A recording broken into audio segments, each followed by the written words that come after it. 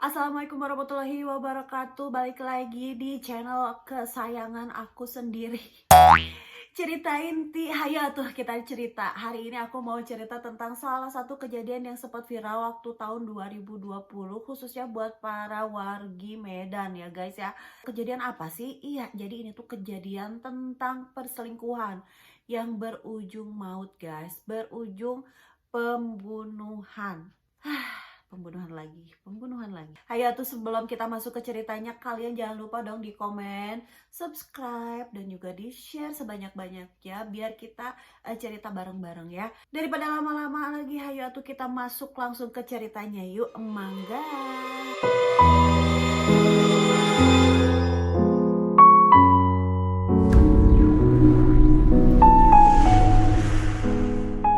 Oke guys, jadi ini adalah cerita tentang satu perempuan dan satu laki-laki. Yang perempuan namanya Zuraida Hanum.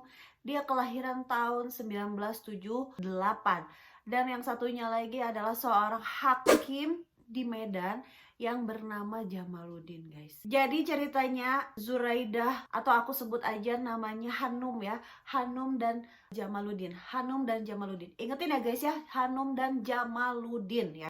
Awalnya Jamaluddin dan Hanum ini dikenal sebagai pasangan atau pasutri yang hidupnya harmonis, serba berkecukupan, hartanya banyak, karirnya bagus, ya ibu Hanumnya cantik, manis, sopan. Tapi ternyata di belakang itu semua ada yang mengganjal pada ibu Hanum. Ibu Hanum itu merasa, aku itu tersiksa menikah dengan Pak Jamaluddin. Kenapa tersiksa? Karena ternyata Pak Jamaluddin itu seneng banget selingkuh. Bahkan dari awal pernikahannya aja tuh Pak Jamaluddin itu udah selingkuh. Yang lebih parahnya lagi, waktu Ibu Hanum lagi hamil, Pak Jamaluddin pernah memasukkan seorang perempuan ke dalam rumah mereka untuk melakukan kerja kelompok. Enggak ya guys ya? Ya itulah. Jadi Ibu Hanum dan Pak Jamaluddin ini adalah satu pasangan yang dianggap harmonis ya. Mereka punya harta, mereka punya jabatan, mereka dihormati oleh orang-orang sekitar. Pokoknya kalau menurut aku nih, mereka itu udah nggak ada kurangnya. Sebelum Bu Hanum dan Pak Jamaluddin menikah, mereka adalah seorang duda dan janda.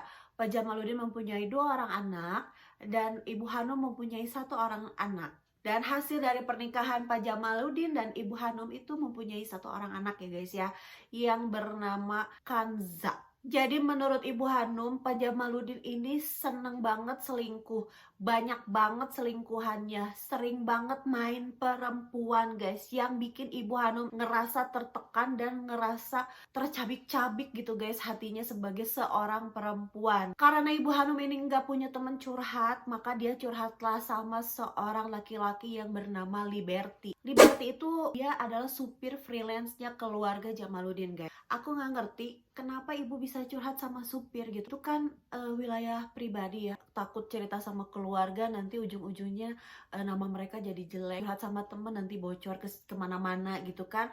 Jadi mungkin Ibu Hanum ceritanya sama supir aja ya guys. Jadi Ibu Hanum ini sering banget cerita sama Pak Liberty kalau lagi jemput Kanza pulang sekolah, sambil nunggu tuh dia nangis sama Liberty. Dia cerita kalau suaminya itu banyak banget teman perempuan. Tapi yang bikin Liberty jadi shock itu karena Ibu Hanum itu sempat tanya sama Liberty, Pak Liberty gimana kalau Pak Liberty bantuin saya? Bantuin apa Bu? Gimana kalau Pak Liberty tolong bunuh suami saya? Soalnya saya pengen suami saya mati. Liberty shock dong. Dia pun langsung menolak. Disuruhnya ngebunuh gitu. Karena Pak Liberty menolak, jadi Ibu Hanum juga mengurungkan niatnya untuk membunuh, untuk menghabisi suaminya. Dan di tahun 2018, Ibu Hanum ini berkenalan dengan seorang laki-laki yang bernama Jeffrey. Nah, Jeffrey ini adalah salah satu caleg dari salah satu partai yang ada di Indonesia ya guys ya. Kita sebut aja inisialnya Hanura ya guys ya. Dan Ibu Hanum ini setelah berkenalan dengan Pak Jeffrey, mereka semakin dekat dan akhirnya berpacaran. Mereka itu ketemunya di sekolah karena sekolahnya Kanza dan sekolah anaknya Pak Jeffrey itu sama. Jadi akhirnya mereka pacaran karena sering ketemu dan antar jemput anak gitu. Pada Jeffrey, ibu Hanum ini sering banget curhat kalau rumah tangganya itu sangat-sangat tidak bahagia. Suaminya itu banyak, pokoknya urusan-urusan perempuanan. Puncaknya pada November 2019, ibu Hanum ini dia nangis-nangis, dia curhat sama Pak Jeffrey. Ibu Hanum bilang sama Pak Jeffrey, aku daripada kayak gini mendingan aku mati aja, aku udah capek. Pak Jeffrey yang notabene-nya selingkuhannya, yang sayang sama ibu Hanum, bilang kayak gini, Dia yang bejat kok kamu yang mati, kata Pak Jeffrey. kalian emang gak bejat gitu selingkuh.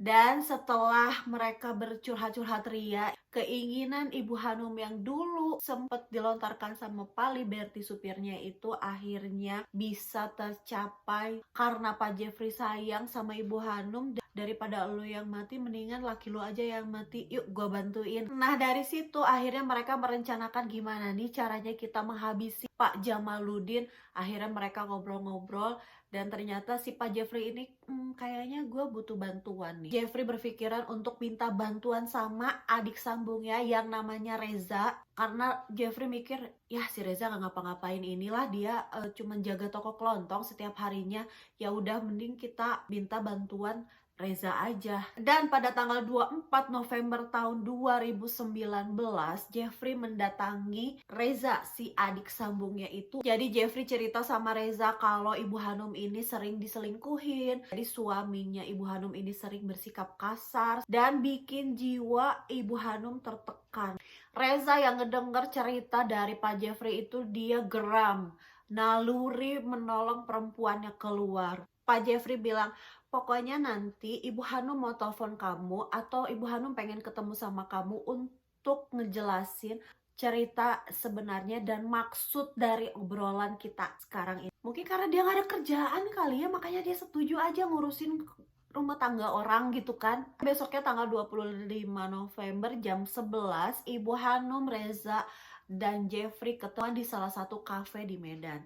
Mereka berdua ngobrol. Ibu Hanum menjelaskan kalau aku ini adalah Korban dari kekerasan suami, korban dari perselingkuhan suami, aku tidak tahan. tapi aku nggak mau cerai. Aku ingin menghabisi nyawa suamiku. Aku ingin suamiku mati. Terus si Reza bilang gini, itu kakak serius pengen bunuh suami kakak? Nggak tanggung-tanggung, Ibu Hanum menjanjikan akan memberi uang 100 juta untuk Reza dan juga hadiah. Hadiahnya apa guys? Hadiahnya umroh guys ya. Jadi udah ngebunuh nanti kamu dikasih dia 100 juta dan kamu nanti umroh. Nanti kamu di sana bisa tobat ya.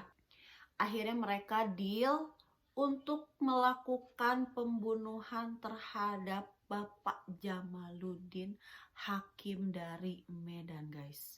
Dan buat aksinya ini Ibu Hanum mengeluarkan uang 2 juta untuk persiapannya ya. Jadi persiapannya itu mereka membutuhkan sarung tangan, mereka butuh masker, mereka butuh handphone dan juga SIM cardnya. Aduh. Dan setelah mereka ngobrol-ngobrol itu mereka bubar. Tanggal 28 November, Ibu Hanum, Jeffrey, dan Reza mereka janjian ketemuan di salah satu coffee shop yang terletak di Medan Resort City. Di sana Jeffrey memberikan handphone beserta SIM-nya untuk dipakai nanti mereka berkomunikasi saat eksekusi. Akhirnya mereka bubar. Setelah bubar, jam 6.45 Ibu Hanum menjemput lagi Jeffrey dan Reza untuk dibawa ke rumahnya. Mereka janjian di deket pasar dan mereka langsung melaju ke perumahan Royal Monaco guys. Dan itu tuh terletaknya di kawasan Medan Johor. Itu di mana ya guys? Zuraida, Jeffrey, dan Reza mereka sampai ke rumah jam 7:10. Ibu Hanum membuka dan menutup garasinya sendiri, sementara Jeffrey dan Reza tetap menunggu di dalam mobil. Ibu Hanum ini memastikan jangan sampai ada tetangga atau satpam yang lewat yang ngeliat gerak-gerik dia yang mencurigakan. Setelah pagar ditutup, Ibu Hanum memanggil Jeffrey dan Reza untuk langsung naik ke lantai 3 dan diam di sana, jangan kemana-mana, menunggu instruksi dari Ibu Hanum guys. Setelah beberapa saat Bapak Jamaluddin pulang kerja dan Ibu Hanum ini berakting seolah tidak ada apa-apa. Pokoknya kebiasaan setiap hari yang dilakukan oleh Hanum kepada Pak Jamaluddin itu dia lakukan seperti biasa, tidak ada kecurigaan apa-apa. Zuraida juga sempat mengantarkan minum untuk Jeffrey dan Reza ke lantai 3 sambil ngasih tahu kalau suaminya itu sudah pulang dan juga suaminya lagi saya temani bercengkrama di bawah ngobrol-ngobrol dan lain sebagainya. Kalian tunggu di sini, nanti tunggu aba-aba selanjutnya, kata Ibu Hanum guys. Sekitar jam 10, Kanza, anak mereka, datang memanggil Ibu Hanum. "Ma, ayo kita tidur." Akhirnya Ibu Hanum mengiyakan dan masuk ke dalam kamar mereka untuk tidur malam. Kata Pak Jamaluddin, "Nanti aku nyusul ya, 1 jam lagi." Lalu Ibu Hanum langsung masuk ke dalam kamarnya dan tidur bersama Kanza. Yang pasti bukan tidur ya guys ya, tapi pura-pura tidur. Lalu jam 11 malam, akhirnya Pak Jamaluddin yang sudah terngantuk-ngantuk masuk ke dalam kamar untuk ikut tidur bersama istri dan anaknya. Nggak kerasa waktu terus bergulir dan sampailah di jam 1 malam. Ibu Hanum memastikan kalau suaminya ini benar-benar sudah pulas tertidur. Ibu Hanum memastikan kalau di sekitarnya itu tidak ada mata-mata, tidak ada adiknya, tidak ada anak-anaknya, pokoknya udah clear. Setelah Ibu Hanum yakin, Jeffrey dan Reza masuk ke dalam kamar mereka secara perlahan-lahan. Jadi yang nampak di dalam kamarnya itu cuman lampu tidur aja guys, dan juga cahaya dari TV yang masih menyala. Reza dan Jeffrey itu mengambil sarung bantal yang udah dipersiapkan oleh Ibu Hanum di dekat kepalanya Bapak Jamaluddin. Nggak pakai lama, akhirnya Jeffrey dan Reza langsung membekam mulut Pak Jamaluddin. Mereka memastikan kalau Pak Jamaluddin benar-benar nggak bisa nafas, nggak bisa bergerak. Yang megangin badannya itu Ibu Hanum juga guys. Jadi mereka beraksinya bertiga. Saat mulutnya dibekam, kepalanya dibekam, Pak Jamaluddin meronta-ronta guys. Dia minta bantuan, tapi ya mau minta bantuan sama siapa? Di situ ada anaknya, Kanza. Kanza itu dia bangun tapi kayak mimpi gitu. Akhirnya si Ibu Hanum dia nepok-nepok lagi si Kanza biar dia tidur guys. Dan Kanza tidur juga. Jeffrey, Reza, mereka masih membekap mulutnya Pak Jamaluddin sampai benar-benar Pak Jamaluddin tidak bergerak. Mereka memastikan Pak Jamaluddin benar-benar tewas dengan memeriksa perutnya, jantungnya, pokoknya denyut-denyutnya sama mereka diperiksa dan tidak ada pergerakan ya guys. So benar-benar kali ini Pak Jamaluddin udah KO ya guys ya. Jadi Pak Jamaluddin tewas seketika oleh perbuatan istri dan komplotannya si Jeffrey dan si Reza itu ya guys ya. Setelah Pak Jamaluddin tewas, Ibu Hanum bilang sama Jeffrey dan Reza untuk balik ke lantai 3 dan menunggu perintah selanjutnya. Dan Ibu Hanum kembali tidur guys di sebelah jasad suaminya yang baru aja dia bunuh. Jam 3 pagi Ibu Hanum memindahkan Kanza ke kamar kakaknya. Lalu Ibu Hanum pergi ke lantai 3 untuk manggil Jeffrey dan Reza. Mereka dipanggil untuk memastikan kalau suaminya itu sudah benar-benar tewas. Pas mereka masuk ke dalam, Pak Jamaluddin ini yang tadinya mau disetting meninggalnya karena serangan jantung, ternyata di hidungnya ada memar guys. Di hidungnya ada kayak bekas tekanan gitu ya, jadi biru. Panik, akhirnya Ibu Hanum merencanakan rencana cadangan, yaitu membawa jasad Pak Jamaluddin untuk dibikin seolah-olah Pak Jamaluddin ini meninggal karena kecelakaan. Yang tadinya mau serangan jantung gak jadi guys, jadinya kecelakaan gitu ya. Akhirnya si Pak Jamaluddin ini dalam keadaan terbujur kaku dan sudah beku, itu dibajuin seragam olahraga yang biasa dipakai sama Pak Jamaluddin kalau berangkat kerja pada hari Jumat. Itu seragamnya seragam olahraga, dipakein cincin guys, dimasukin dompet, dipakein kalung, pokoknya kayak yang biasa aja gitu. Lalu Ibu Hanum ini nyuruh si Jeffrey dan si Reza Reza ini untuk bawa Pak Jamaludin ke kawasan Belawan. Pokoknya nanti kamu kalau udah sampai sana jatuhin mobilnya ke dalam jurang ya Jeffrey dan Reza. Pokoknya harus dibikin seolah-olah kalau Pak Jamaludin ini bener-bener mati karena kecelakaan tunggal. Jeffrey dan Reza membawa jasad Pak Jamaludin ke dalam mobil Land Cruiser punyanya Pak Jamaludin, guys. Mereka membawa jasadnya Pak Jamaludin ini sesuai dengan perintah Ibu Hanum, yaitu ke kawasan Belawan ya. Pokoknya nanti kamu itu dorong aja. Suntrungkeun we. Dan karena wilayah yang mau dipakai buat lokasi pembuangan jasadnya Pak Jamaludin ini arahnya lumayan jauh dan jalanannya juga macet, akhirnya mereka berpikir untuk ganti lokasi. Mereka mencari lokasi baru yaitu di kawasan Kebun Sawit, Kutalimbaru, Deli Serdang. Ya, di sanalah mereka meluncurkan aksi terakhirnya yaitu mendorong mobil Pak Jamaludin ke dalam jurang, guys. Mobil tersebut sampai ringsek karena menabrak pohon. Dan setelah selesai melakukan aksi itu, akhirnya mereka kabur. Dan kalian tahu apa yang Ibu Hanum lakukan di rumah? Dia bersikap seolah-olah tidak ada kejadian apapun. Dia tenang aja. Bahkan siangnya itu dia sempat datang ke acara grand opening Deli Park Podomoro. Kok bisa? Suaminya tuh bis mati loh. Nah, siangnya warga yang ada di daerah Kebun Sawit, mereka menemukan mobil Land Cruiser yang keadaannya udah ringsek parah dan mereka melaporkan ke polisi kalau di sana terjadi kecelakaan. Nggak pakai lama, polisi datang ke TKP ya guys ya untuk menyelidiki kasus kecelakaan tersebut. Dan setelah diselidiki, ternyata plat mobil tersebut adalah plat mobil dari Hakim Pengadilan Negeri Medan. Langsung ketahuan ya guys ya, nggak pakai lama. Sekilas nampak seperti kecelakaan biasa karena mobil itu ringsek ya guys ya. Tapi polisi langsung menemukan keganjilan ya. Kenapa Bapak Jamaludin alias Bapak Hakim berada di jok tengah mobil? Kenapa Bapak Hakim tidak ada di area supir, nyetir? Si Jeffrey sama si Reza tuh bener-bener amatir deh. Masa yang gitu aja nggak bisa mikir? Pindahin dulu harusnya kalau mau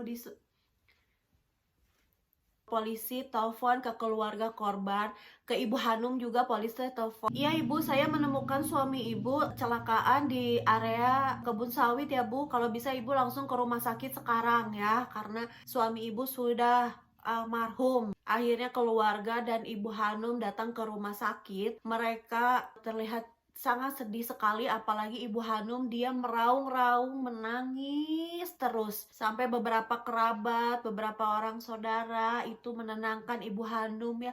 Ibu Hanum udah, Ibu Hanum jangan menangis, ini udah takdir katanya ya guys ya. Ibu Hanum ditanya-tanya dong kan ya sama polisi, kapan Ibu Hanum terakhir bertemu dengan Bapak? Katanya tadi pagi Pak, tadi pagi itu saya masih ketemu sama suami saya. Iya Pak, jadi katanya suami saya mau pergi ke bandara Pak. Dia mau langsung ketemu sama orang. Dan Ibu Hanum tuh bilangnya nggak tahu Pak Jamaludin ini mau ketemu sama siapa. Dan setelah dari bandara, Pak Jamaludin itu mau ke pengadilan. Ya seperti biasa. Bu Hanum juga bilang sama polisi kalau rumahnya itu akhir-akhir ini sering diteror sama orang. Sempet juga pagar rumahnya itu dirusak. Polisi mendalami kasus kecelakaan Pak Jamaludin ini. Dimulai dari otopsi, sebenarnya Ibu Hanum itu tidak setuju karena bilangnya Pak Jamaludin badannya udah busuk, kasihan kalau diotopsi, tapi tetap diotopsi karena banyak keganjilan ya guys ya. Dan hasil dari otopsi menunjukkan kalau Pak Jamaludin itu meninggalnya bukan karena kecelakaan, tapi karena lemas, kekurangan oksigen. Keluar nih sedikit-sedikit ya guys ya. Lalu kecurigaan-kecurigaan lainnya, polisi menemukan tidak ada bukti CCTV di rumah. Jadi di rumahnya Ibu Hanum dan Pak Jamaludin itu CCTV-nya udah dicabut. Polisi mencari bukti-bukti CCTV di rumah-rumah tetangga. Dan terkuak kalau di sana ada 2 orang asing yang masuk ke dalam rumah yaitu Jeffrey dan Reza. Itu jelas banget di CCTV-nya ada guys ya. Pada pertengahan Desember 2019, pengacara dari Bapak Jamaluddin yang bernama Maisarah melaporkan adanya kejanggalan dari kematian kliennya. Maisarah melaporkan kalau 3 hari sebelum kliennya terbunuh, Pak Jamaluddin sempat bilang sama Maisarah kalau dia menceraikan istrinya. Tapi istrinya itu tidak mau. Karena Pak Jamaluddin dia ingin membagikan hartanya kepada anak-anaknya. Tapi Ibu Hanum ini enggak mau ngebagi harta Pak Jamaluddin sama anak-anak yang terdahulunya guys. Jadi dia tuh ngamuk. Katanya asetnya itu senilai 30 miliar dan uang cashnya itu sebesar 18 miliar. Dan itu nggak boleh dibagi ke anak-anaknya. Dan ya setelah 3 hari Pak Jamaluddin melontarkan ingin menceraikan dan ingin membagikan hartanya kepada anak-anaknya itu, Pak Jamaluddin dia meninggal, dibunuh oleh Ibu Hanum gitu. Setelah bukti-bukti terkumpul dan kejanggalan demi kejanggalan yang dirangkum sama bapak-bapak polisi, akhirnya mengerucut kepada 3 orang calon tersangka, yaitu Ibu Hanum, Jeffrey, dan Reza. Ya siapa lagi lah, udah itu aja, nggak ada yang lain. Akhirnya mereka ditangkap dan langsung diadili sama Pak Hakim. Ibu Hanum ini bilang kalau dia sakit hati sama suaminya. Dia mengakui bahwa dia membunuh suaminya karena suaminya ini sering selingkuh, sering main perempuan. Akhirnya aku mau gak mau ngebunuh karena udah kesel banget sama Pak Jamaluddin. Jeffrey dan Reza ya mereka gimana lagi, karena Jeffrey sayang sama Ibu Hanum, dia gak mau Ibu Hanum mati, akhirnya dia bantu Ibu Hanum untuk membunuh suaminya. Dan Reza juga yang diiming-imingi uang 100 juta dan juga umroh ya mau gak mau jadi mau karena ya keadaan ekonomi juga. Akhirnya terjadilah pembunuhan tersebut. Capek banget deh ini nyeritain Bu Hanum, Jeffrey, Reza, dan Pak Jamaluddin ini. Ya Allah, bener-bener kayak sinetron. Sampai Pak Hakim juga sendiri ngomong gini, Ibu Hanum tahu nggak sinetron apa Jeritan Hati Seorang Istri ya? Ini tuh ceritanya mirip sama cerita Ibu Hanum loh. Ibu Hanum kayaknya kebanyakan nonton film itu deh, makanya keidean buat ngebunuh suami dan lain sebagainya. Hakim memutuskan kalau Ibu Hanum harus dihukum mati, Jeffrey dihukum seumur hidup, Reza juga dihukum seumur hidup. Ya Ibu Hanum tidak setuju, dia menangis-nangis, merasa tidak adil karena Pak Hakim tidak memikirkan perasaan saya sebagai seorang perempuan, sebagai seorang ibu yang sering disiksa, dikasarin, dihianatin, diselingkuhi. Karena ini udah perencanaan pembunuhan, akhirnya ya goodbye. Ibu Hanum juga mencoba mengajukan kasasi kepada pengadilan tapi ditolak oleh mahkamah ya guys ya. Ya guys, inilah akhir dari ceritanya. Banyak juga cerita yang aku potong-potong ya. Ada yang bagian Jamaluddin mau memperkosa anaknya, ada yang cerita Pak Jamaluddin melecehkan adiknya. Itu ada sebenarnya panjang lebar, tapi ini mulut aku udah mau pecah. Ya jadi pokoknya ini ceritanya, kasus pembunuhan ini sebenarnya simple. Oke, hari ini kita sudahi aja ceritanya karena mulut aku udah berbusa nih guys ya. Next, aku mau cerita apa lagi, kalian boleh komen di bawah atau kalian boleh email, ada emailnya di bawah. Jangan lupa tetap jaga-jaga karena kriminal, kejahatan itu ada di sekeliling kita. Harus jaga diri, dekat dengan Tuhan, ya. Jaga kesehatan, jaga pergaulan, jangan yang aneh-aneh. Oke guys ya. Aku pamit, terima kasih udah diceritain udah ya cukup ya guys ya. Nanti kita ketemu lagi. Assalamualaikum warahmatullahi wabarakatuh. Ceritain hayu ceritain nanti ya. Bye.